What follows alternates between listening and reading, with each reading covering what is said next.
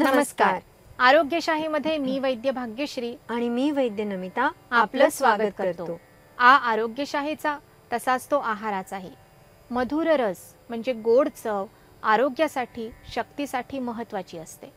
कितीही गोड फळं खाल्ली, कार्बोहायड्रेट्स युक्त पदार्थ खाल्ले तरी शरीराला विशेषतः मेंदू आणि हृदयासारख्या व्हायटल ऑर्गन्सना इतका कमी मधुर रस पुरेसा नसतो. मधुर रसाचे मुख्य स्रोत असतात साखर, गूळ आणि मध. साखरेचे पुन्हा दोन मुख्य प्रकार असतात. एक, छोट्या दाण्यांची नेहमीची साखर आणि दुसरी खडीसाखर. नेहमीची साखर बनवताना अनेक हार्मफुल केमिकल्सचा वापर केलेला असतो, त्यामुळे ही साखर आरोग्याच्या दृष्टीने तितकीशी चांगली नसते. कधीकधी खडीसाखर म्हणून साध्या साखरेप्रमाणे थोडे मोठे क्रिस्टल असणारी साखर मिळते, पण ही काही खरी खडीसाखर नव्हे. खऱ्या खडीसाखरेचे मोठे खडे असतात. धागा खडीसाखर असेल तर त्या खड्यांमध्ये धागा सुद्धा सापडतो.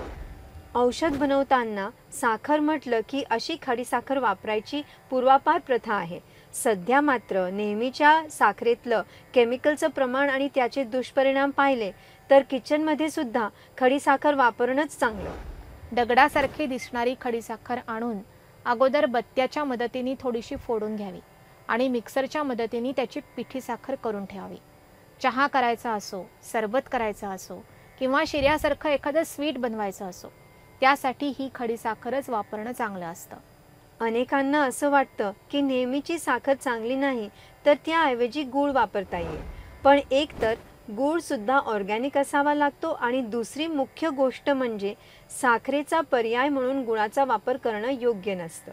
हिवाळ्यात किंवा पावसाळ्यात थंड हवामान असताना ज्या ट्रॅडिशनल डिशेसमध्ये गूळ वापरण्याची प्रथा आहे त्यासाठी गूळ वापरलेलं चांगलं असतं. उदाहरणार्थ श्री गणेशाच्या नैवेद्यात गूळ खोबऱ्यापासून मोदक बनवले जातात किंवा संक्रांतीच्या दिवशी तीळ आणि गुळापासून बनवलेली वडी दिली जाते.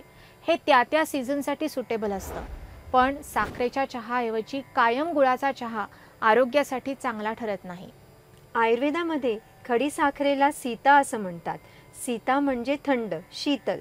या उलट गूळ मात्र वीर्याने उष्ण असल्यामुळे सरसकट सर्व पदार्थात साखरेला पर्याय म्हणून वापरता येत नाही. साखर आणि गुळाव्यतिरिक्त तिसरा मधुर पदार्थ म्हणजे मध. दिवसभरामध्ये साधारणतः 2 ते 3 चमचे मध खाणं चांगलं असतं, पण त्यापेक्षा जास्त मध खाल्लं आणि जर का ते पचलं नाही तर मात्र ते आरोग्याला घातक ठरू शकतं.